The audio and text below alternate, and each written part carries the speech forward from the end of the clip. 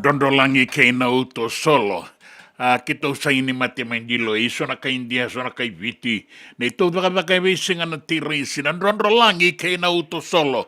Kaya na bibasoti ni may zabuka na nonda sala ni bay tartara e na nonda vata-vata e singa lebu inday. Ito sabi sa matitale. Pinakapagalebu na siya matikumay. Pinakapagalebu na date ko na nonda ilawala ko. Pinakapagalebu. Ni sa aboto kang goy tinikalima na miniti mendua na kaloko na itukutuko na nonda banua. Kaya nabiya sa ibura-bura may biti. Na singa baga rombu kanday na dua na kaloko. Ya kavi enda nangai bororongo taleti ngakina Santa Rosa na itukutuku batangango nanda banua mai biti ke na bia sai buru-buru na itukutuku ningito ke nanraki sanga ni bisau ko batangan dono magati ko mai so nangauna rungu-rungu atau saranauda so nangauna lai taung bisara kur-kur na banua mai singa mama da taletuani berdila ka matandendren tu mai na matani singa pinakapagale besar ni sabo tongo etini ka bana miniti me tolu na kaloko nda sabo ka bina-binak kapagale weke muni watu kuna tolu na kaloko sa na ono pinakapagale ta sema tiko mai singa lebu inday nda sabi sema titaletiko o lewa sei ndraw bula banaka mdraw nakwa ndraw bula banaka nakapagalebu na sema tiko mai singa lebu inday wain daw na koron do moni tiko kina nondo seni rosi ramu lili na bimbongi au ndiba meurika voli la o tara la Wain daw na koron do moni tiko kina nondo seni rosi ramu lili na bimbongi au ndiba meurika voli la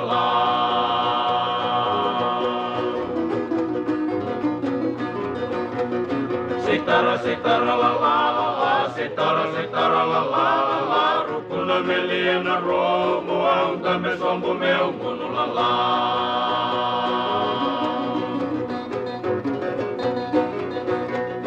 Talivi meu vem mau na ya longo samara o manikani la saveia o que na la ni o tamo la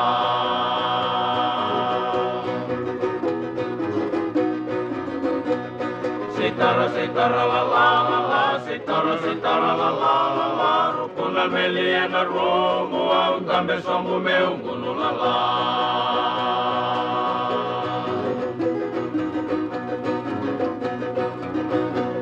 Olingoli na matile, ulai tini na uale, ulai sangai na kurule, ulai sobai na disile ulala.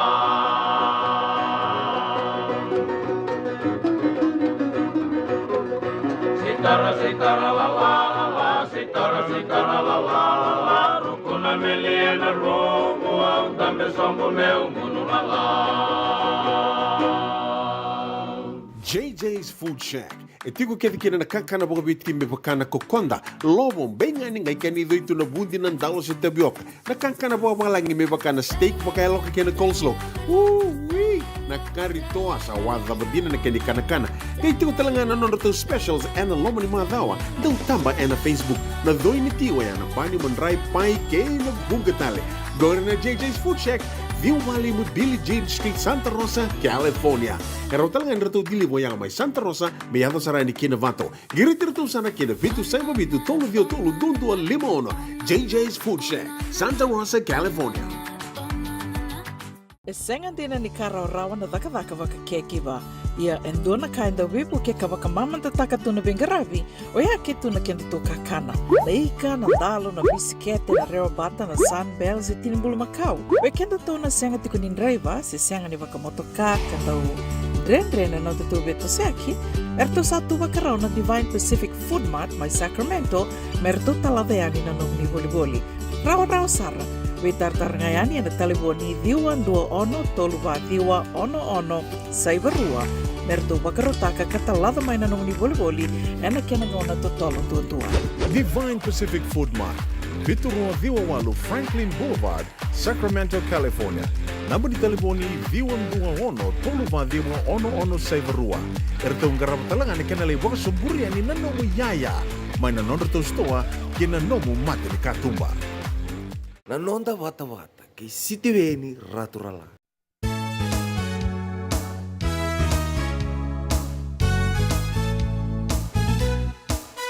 Makarau buka sabole, kemasinda di lala tu beke, kabong ini kuanda demageke, tanai ala nino dasere, kesadi. Como basaru ikamina Sadina Como basaru ikamina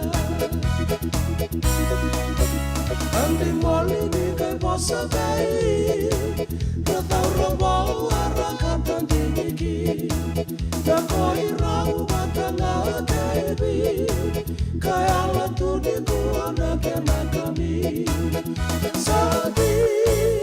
Sadina Mampu basaru ikamina Sadina Mampu basaru ikamina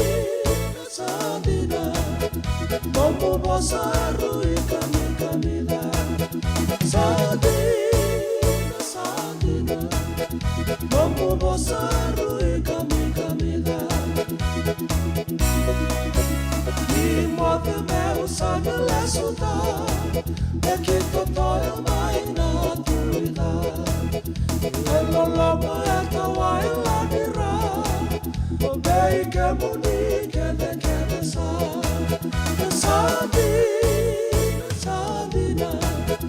Como basaru ikame kamida Sadina, Sadina Como basaru ikame kamida Sadina, Sadina Como basaru ikame kamida Sadina, Sadina Como basaru ikame kamida Sadina, Sadina Como basaru ikame kamida Sadina, Sadina Como basaru ikame kamida Ena singa boga rombuka, sandi na namubosa sarui kami kamida. Sawa ono na meniti me dua na kaloko mai viti, sawa talanga ono na meniti me ono na kaloko. Era non danga unango e Santa Rosa. Vinaga boga lebu, na non bata enda vakureti kone singa lebu enda indai. E rungurungu atu nanraki mai nonda. E sona vanua e dila kata-kata saratoka kina na mata ni singa. Ia ngori nanraki e boga rautaki me baletik enda mai viti ne mata ini singa di bulo Disemba enda indai. Dona i tuku we ke muni nanda waka ulori ke na motoka. Ke muni na itau ke ni tolili na isau ni benisin ni sa lutu sobu. Na isau ni wewe ni motoka unleaded sa lutu sobu. Lutu sobu wataka talenga na isau ni kasi na gas. Na ken bi matangali kwa ile lebu wake kwa lalai sobu. Na boga bina nagatiko ni bakakina tu rongo bina weekend na singa lebu enda indai da boga bina na karsini ke muninda unguta na karsini do bina gamela itu mandanga na karsini me tu boga watu na ngauna ni rakin rendre na raki suasua enda uyanga kina ni sa suasua nambuka sa nga na karsini sa lutu sobu telenga na isau ni karsini tegebu saranga ena singa ni kuwa feretariki vana go na treatment plant na mboa lu mboa na tambana ni wai mai mboa upu miau bulare rongo renga inga re bironga miau banua perteriki vana wata ke lewa sei na umbula nakwa ke mraunda umbula nakwa taboga bina gatiko ni ndabe semati roti ko na singa lebu ni ko bo lima na miniti men do na kaloko men da borno da kina na tuku na non da banua ke na be sai burbura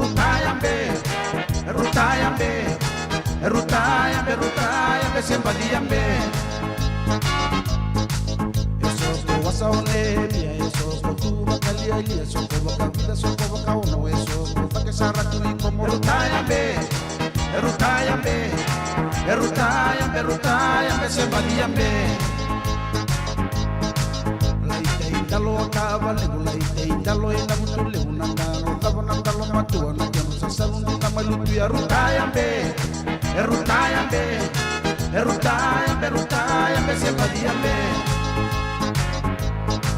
Rutayambe Rutayambe Rutayambe Rutayambe sepadiambe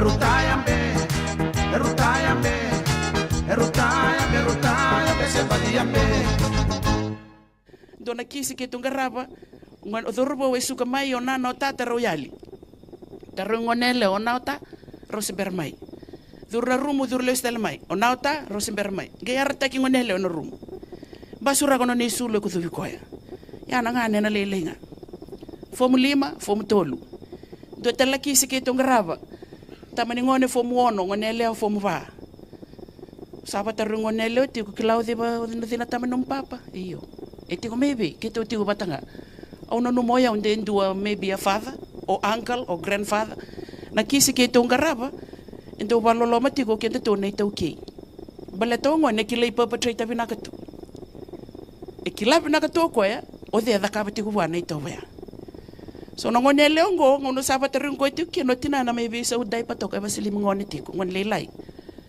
gaita buta mo ko bi ndo na ya deni durbo terin ko e buli iyo fumono o dio koya ngase ngavi yao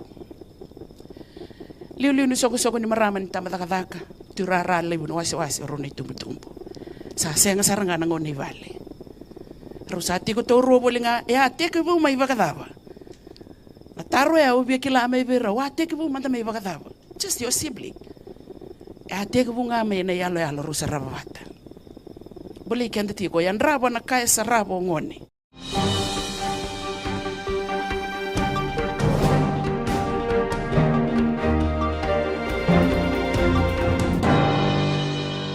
Sanduana kaloko, na itukutuku yana nonda vanua.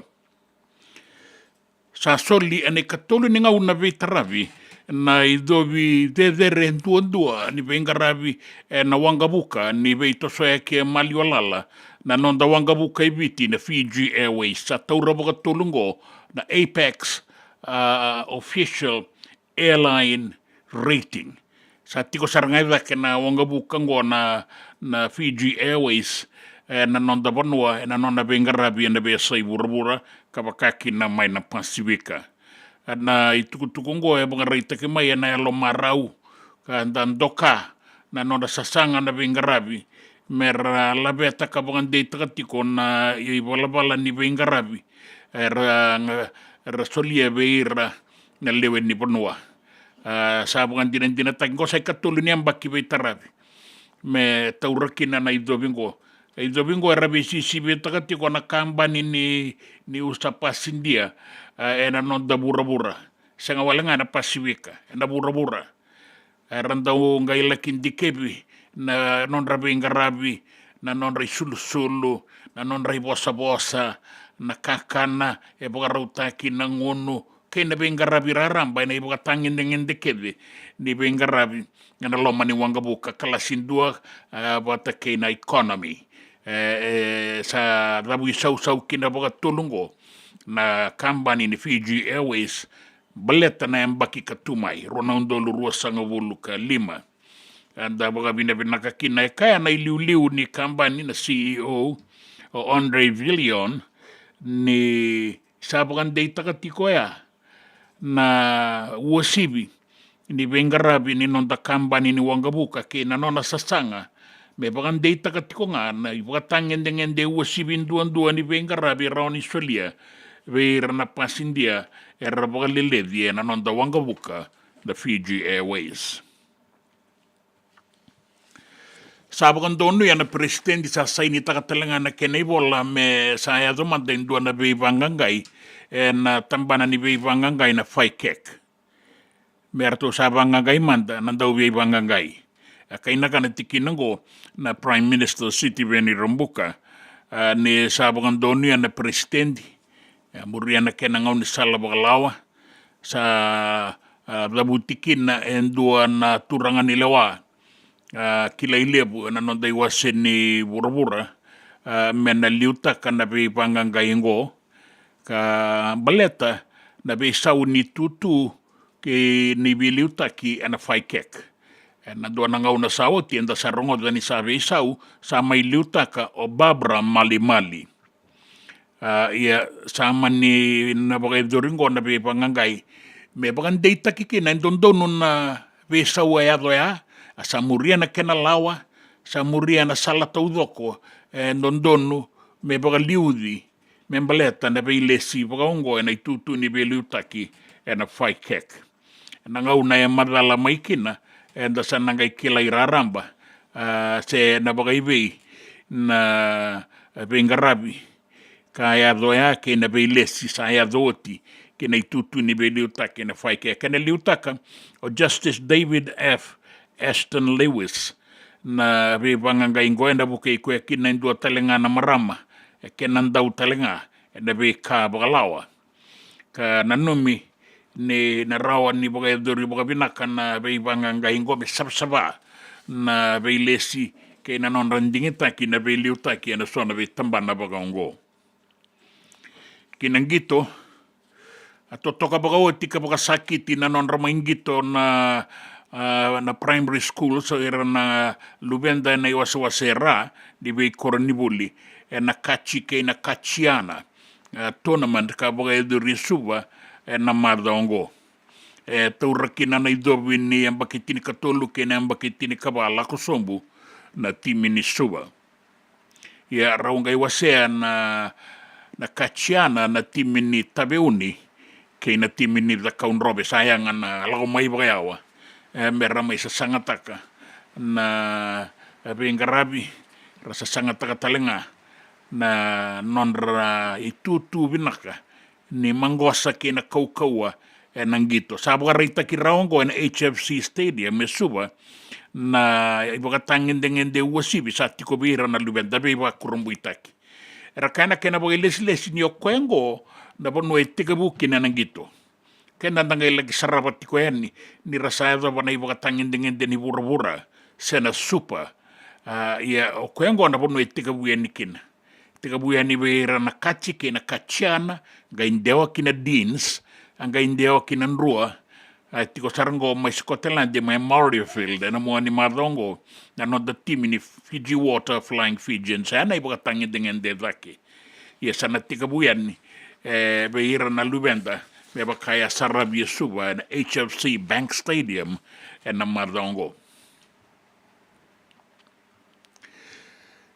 kena reira ni rausana rawaningito en non the team ni Fiji Water Flying Fijians na mua ni mardongo na mataka ni singatambu nandanga uneviti rua na dorobo rusangai buka durumi wo ngayani ngo kina non the team and nui tagatiko ni laki toso binako kemueli Valetini wata ke inalanga kini nalanga wanga nalanga na non rausana laki tu baka wawa berau biso somita kia ni na reserves na timi ni viti kasana baka rau balata ki bonua ke Scottlandi na mua ni mazongo o baka takati ko keba kaya na nganga viti be Scottlandi na landiani ki na itutu ni namba bitu na bura ngona itutu ndondo edake samba uyazoba na timi ni viti na ngongo namba diwa tiko na non da bura ya keba kaya na rawa kanda baka mbauta ni na rawa na nora sasanga na dorobo mera labete ni na ibaga tangindingin de binaka ni nondangito kina itutu ni namba bitu mataka ni singa tambungo na non rosota bata ke na timin ni si Kontelandi mai Murrayfield ibaga rita kana daw ni ibaga tabulidio Mick Burns yan indo na timi kau sandingin takingo rato toka kina na ya tuiliu son kenandau erto samba umatua toka o Heraiti Hetat ere tutu nindur kapetani Tebita Ikanivere watake Samuela Tawake bakakina en Yatueloma lock forwards o isoa na sila watake Leone Ro Tuisolia karau taisau en flankers number 1 blindside flanker na dorobo ni Nandi melindere na langi na sanay mawina sanay matau open side flanker number bitu kitione Salawa na atu marela na ngai toka e ni mure nei tutu ni namba walu o Elia Vana Kaivata. E rau na ngai le kisamata ni nei atu e muri o Frank Lomani wat kei Caleb Mans, rau toka e loma vira tau na i atu e muri e rua na dorobo nuitaki e na i tutu ruango me rau vanganga dotaka na kaukaua e toka vira tau na dorobo e na kambakoro ke na totolo e apisalo me bota e ne tutu ni namba tini katolu outside center ka ratou na viso somi taki tiko kina ke irara sangi to titiko mai e na tutu ni wing e na tiko kina o ponipate longa ni masi bata ke karawalebu buate karawalebu na tutu ni fullback Isaiah Ravula da boga bina bina kanindu na timi kau sandingi takingo me na bala taki vanua ke Sikotelandia na mua ni marlaongo kene bia sai urura sabo bolle ka tigoni la bana binding mai mereke e kau sarati ko na benga tie na wili saya do Roma ya na bia sana sanga ibo tiko ngai bida na sana be boga da bariani kene menga imala ine kalima ni November se o dei sana taura na tutu boga presidenti mai mereke ro bala tikongo en Democrats na ibo buke ni presidenti na ngaunango Kamala Harris wata ke na presidenti boga dengu mai na Republicans o Donald J. Trump. Kina i tukutuku ni raki na tau banga una na uda kuru na vanua se ua tiko na wasa na tau bisara na uda na sona ngauna e na loma ni singa ndai ni salaki a kavi e na wakatiko kina na kena i tuvaki veidangiaki mai na toka lau deva kina toka lau waliku baga ua sibitiko na bebuki a kinin raki e na deva ke bitilebu na bua suba ke na usori na sano tai lebu me ade ani ki raki ke na sano ra na sano na mosi ke na sano na itasiri na sano mbua ki na deva na sano maduata ki na tokalau ke na sano da kaunrove mai dikombia manangele lebu mai ingamea ke laudala na enu tabeu ni ke data na sana o da kaunrove na sano lau na sano lo mai viti e na wakati ko kina na kena itu wakini raki na taung bisara na uda na tsona ngauna e na be ngauna tale so e na ukutu na kena loa se ua na wasa kada senga ni besa una mata ni rangi toka lau ke na toka lau waliku sai kwengore na raki tukutuku ena nonda vanua na tukutuku ningito ke na tukutuku ena besa i burabura na nonda vata ke City Veni Raturala.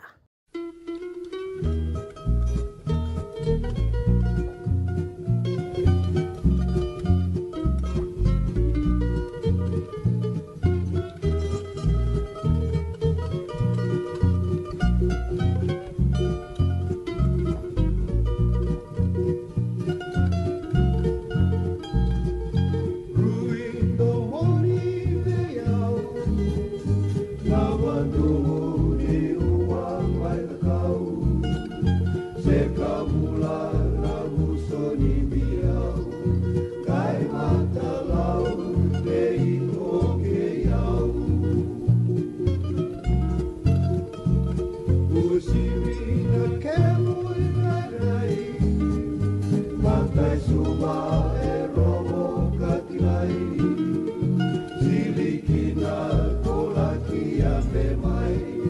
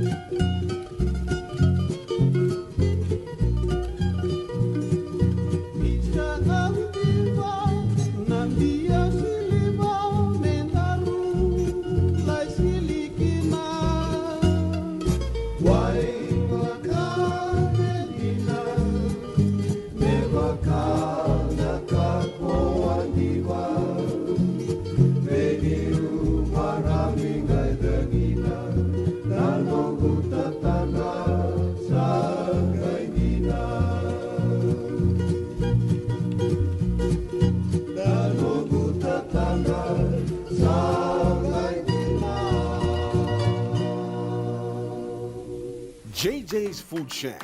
Itigo kaya kina nakakana boga biti mepakana kokonda. Lobo benga ni ngai kani do itu na bundi ng dalos sa tabiok. Nakakana boga mga langi mepakana steak makayalo ka kina coleslaw.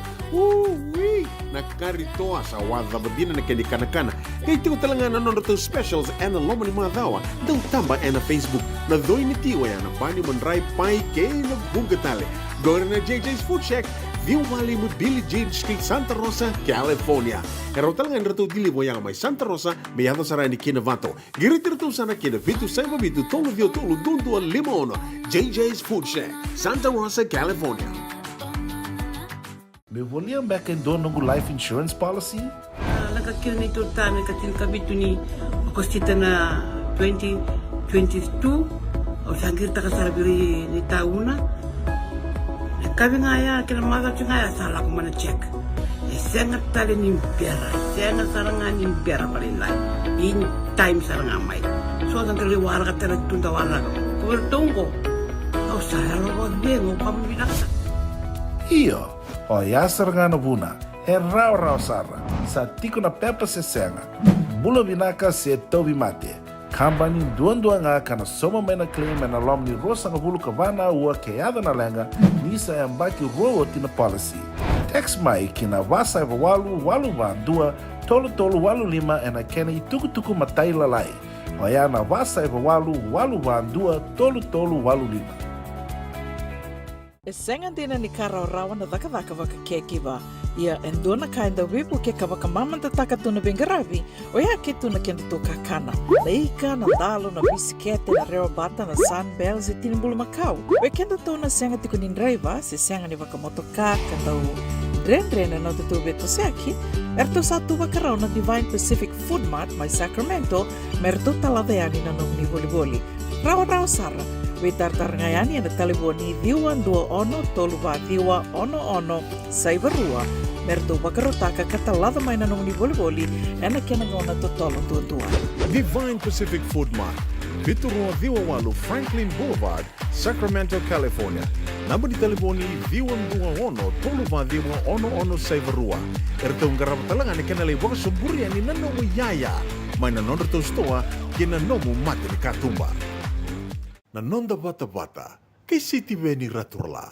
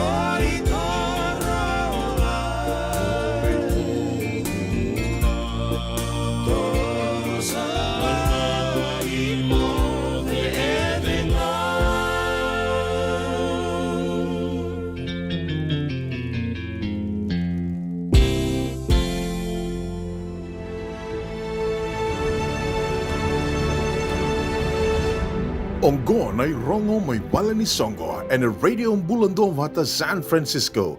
Mekauti kanda vata mai. Nabisureti raramba kina Songo wakaroutaki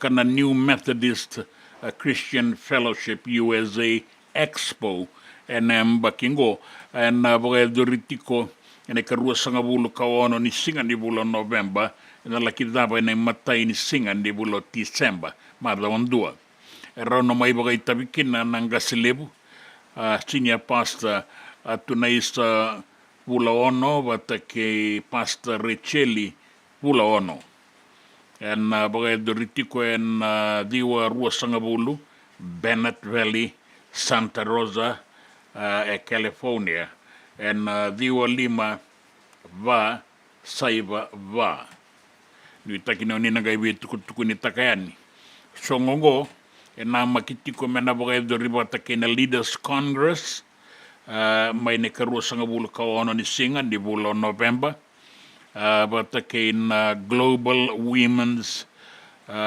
may na karua sangabulu kawalu ni singa di bulan November na kena tuku matay lalay ni ngay baka tataro tiko yan ni en taleboni dua bitu saiba bitu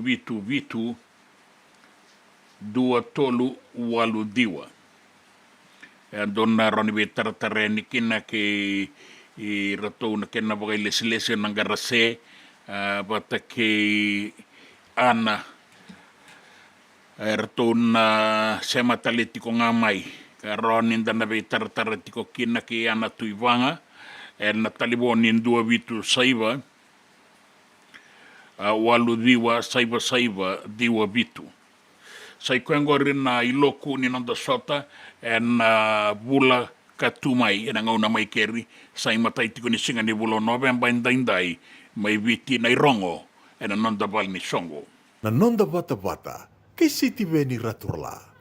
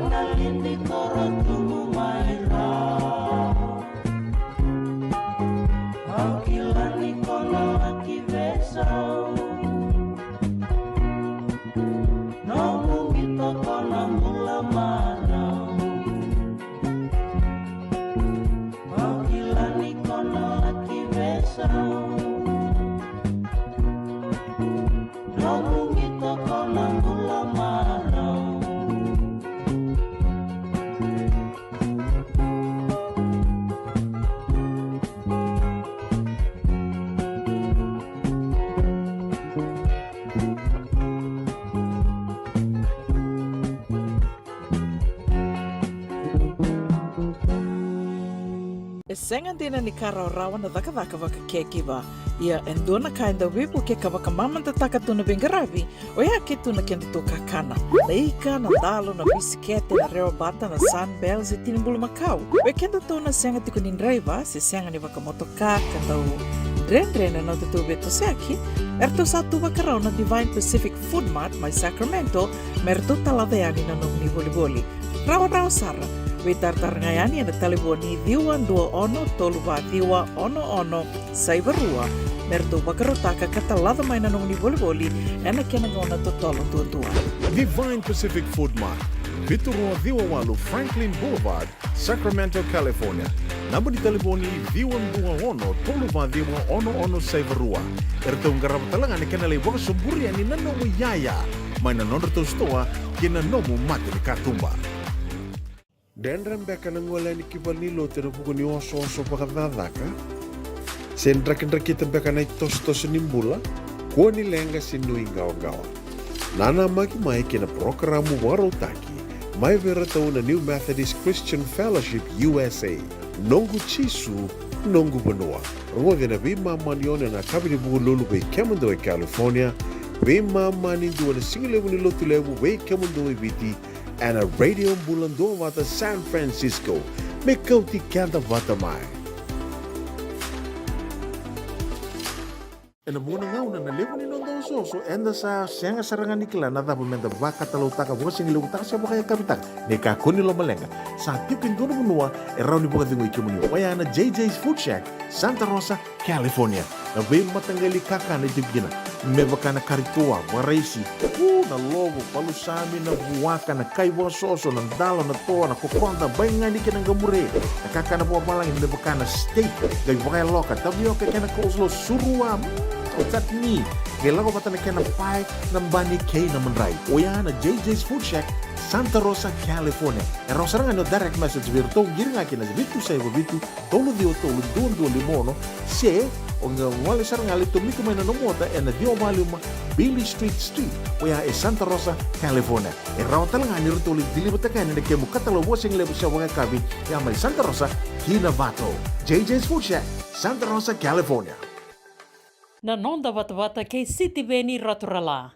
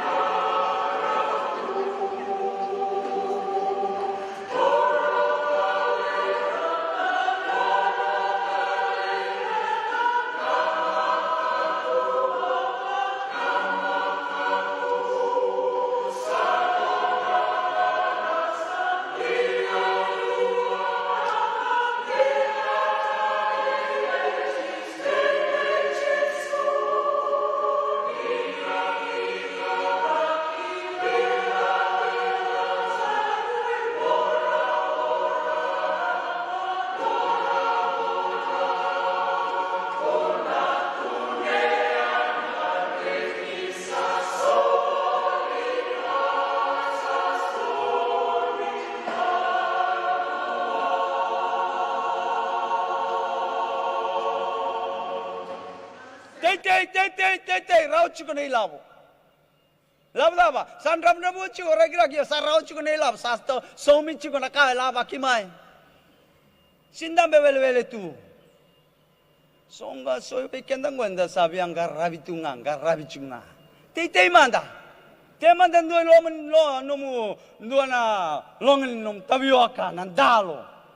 O ba binagabi nung gubagataw sa tei rauchi keto sa tei chiku so na ubi. Rauchi so na ubi. Rauchi so nandalo. Ndon raw 5 bulan nandalo keto sa tei rauchi. Benada ba? Keto baba rauchi ko na bosniamba ko dagli. Na baba raw. Kun baba raw chiku ni taka chiku ndona kan matak. Baba raw binak. Na istri ni lotu. Le subatale na kama kawa ke kai binaka doutor mai. Wala siya mai na kaya. Wer nangka era lako, era mbuno, era taumbale, era kosoma na wai. Era rambe ata na ulni balua. Kendango via chiku na pajero. Araw mai lebu chiku na kete. Alele manda na pajero. Langan do tamlaka. Naka. Boleh mandan do na lur vital. O deigo kuni boleh do na lur ker. Libir na tal me taka. Libir na tal ngona le vale setal mai na image ni lotu waisle. Kandin.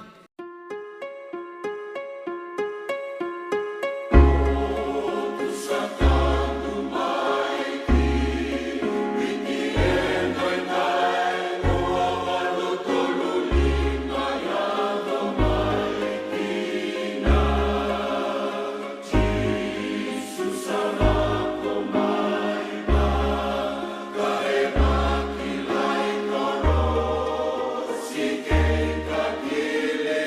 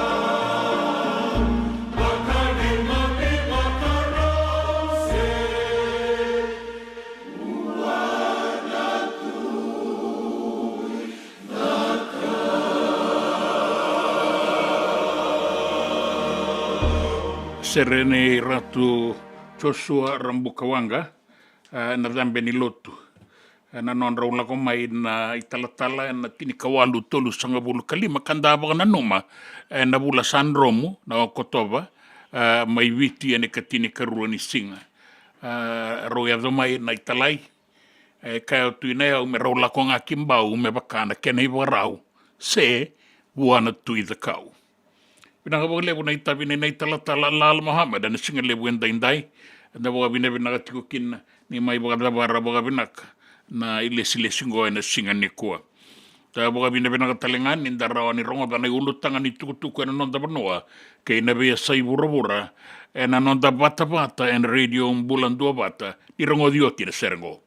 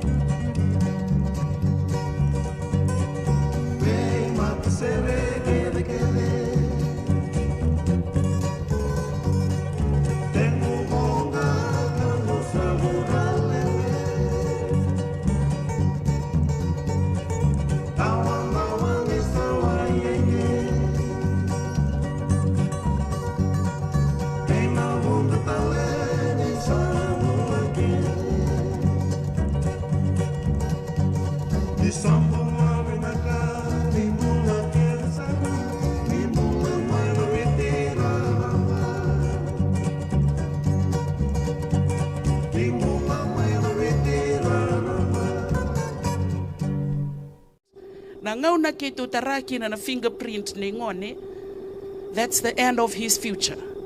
Wakanga na dhuru ina college ko itigo na ulubatu. Baleta na ngona sa toriki no na fingerprint, ena lay fomu vito ko e pasi rawata na makani pailati. Nila imbimbi una no korni bule na senga nindu ona katumba indola bingone. La ko ibalangi vangara daka na songo ke diwa. Baleta Dukila Toko na lesu talima me make na nona police clearance that criminal record remains till death. Sindo embokoda. Tiko na non to rehabilitation report kenda to so matalendo na rawalu sa ngabul kabitu tiko bakadada na kani saw. Minapola na commissioner ni obisa sa itobo binaka sa leo ni buno binaka sa toko na bogalevo na buno na lotu na matenitu. But that rehabilitation report pay difference aside from your police clearance. And solely after 20 years, if the child does not reoffend. Kaya baka endo na leo ni bunwa sa ngatal ni dala. Ito na biya sa ibigay, so naturanga, so marama, dakati ko na intake ni British Army na US Navy, ramay tangiti ko na itumbutumbu. Nalubengo sa avelewa yoti, sa songo makaw na kisi. Iyan na dabelenga. O kaya mundo, so ngotati ko na nanggay waray. O rito na embassy gori. E tiko nga na vetting team ni bebo no anda apply kina. Bolere dito na vetting team or to na nakabatigo na intake na kani British Army. Kangorte we only receive those with no police record. Era pasiti ko na aptitude test, passive na kana beterongi, pass na fitness level, kake de pastaki. le lako mena medical na yoti ni ka kwa na police clearance e na senga ni mboko sa so mina fine va mata pelo wai le sta le ngone le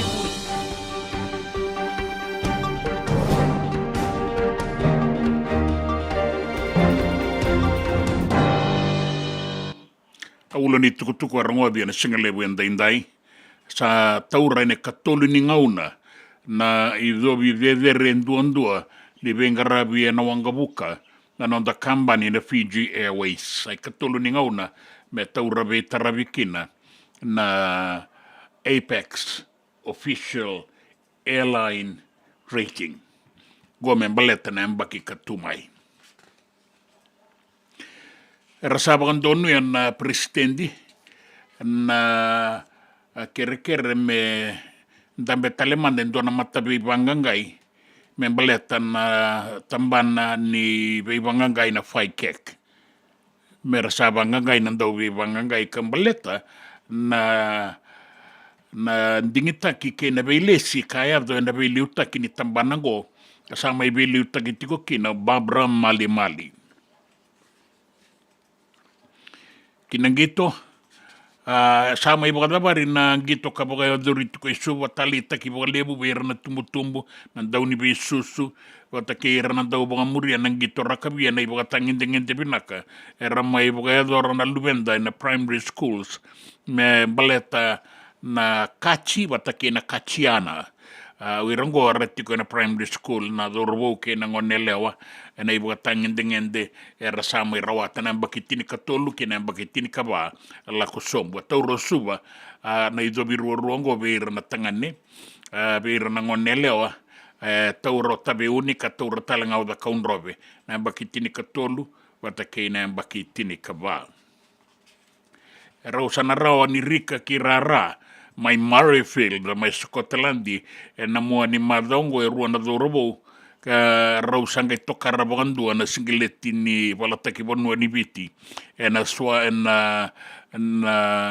nonda walataki bonua na mua ni madongo na Fiji Water Flying Fijians o raungo na dorobo runa numitiko me rausana ngita ni mataini ngauna o kemueli valetini wataki wanga na langa rausangito o titiko na swa shipping rua ina biasa ibura-bura sa toso tikongan na binding-dingi may mereke sa bo tikong bekango e bana singa me baga dabarian niki na baga binaka me madala se ode sana taura na itutu baga presidendi kana lakindam beveni e na bulo January na mbaki bo ne karua sanga buli singa ni January sana ndambe kina na presidendi bo may mereke na dua berau Kamala Harris na ibuke-buke ni presidente na ngaunango ka matatakatiko may na Democrats but kay Donald J. Trump may Republicans sa kwe presidente bagadengo kasasanga talitiko may na mbakingo nangay madala malwen na kenay tukutuku ni samatata na wili-wili kenay tukutuku ni nraki sanga ni besaw na nraki taray kanda tiko na ngaunango na nraki viti na kena bia tuani anu ke rotuma da boga bina bina gatiko kina na raken dan donu maka na muani madongo ni mai lava na bula o kotoba mai viti kanda sa tiko ene matai ni singa ni November mai viti e ke Santa Rosa da boga bina kaya ni na bula o kotoba na uti ni singa na kabi ni singa lo tulebu endai kanda boga bina gatiko kina na ituba kinin raki na tawanga una na uda kuru na banua bangam bimbia na leba ki bitilebu suba na bua ke na usori na sano tailebu raki bata ke na sanora na sano na itasiri ke na mosi e baka ke na buali ko na leba ke mbua na tokalau ke maduata na sano da kaunrobe na ke na be anu mai di kombia na ngelelebu mai laudala ngamea bata ke ya data tabe uni na sano na itasiri na sano lau na sano lomai viti ena dei koto kina na ituba kinin raki batanga enda duruma tiko ena inda na tau banga una na uda sana ngauna ena tau bisara se ni besa una matani langi na toka lau deba ke na toka lau woliku ena dei koto ena non dabe imbarabi sai kangore na ituku nin raki na ulu ni tuku ena besa ibura na ituku ningito ke na ituku ena non daba noa Na nonda bata-bata, kay City Veni Raturala.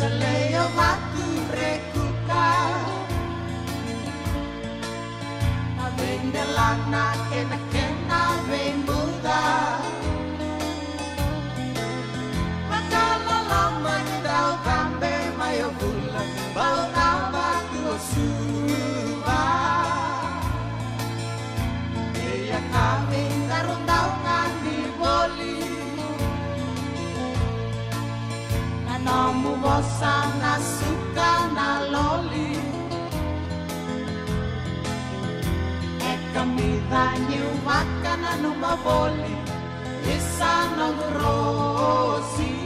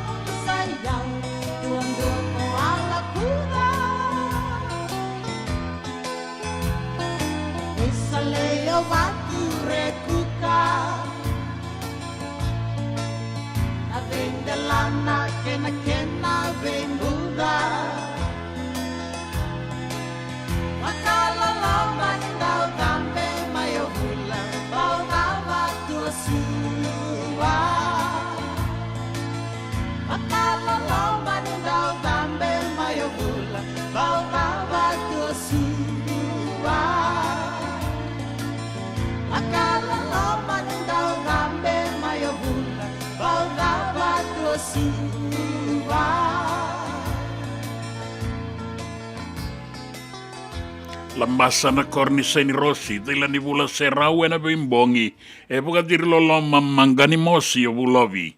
Bula bena kapedeli na viti doko, buka bula tiko mai watu rekuka. Tau kei tabea bula benaka, mangu na ba, tararigi na dola bena, kalunga takota na bingwarabi, kalunga tana muani madawani kua. Ke rau sana tau eke, tau ni misini talei matakimbau, me ke rota tau me azawa na singa ni matakan daranga isota, dabe maroroi, dabe masulaki, dan bula benaka, ni bula buka dengo me azawa na singa ni matakan ni samode.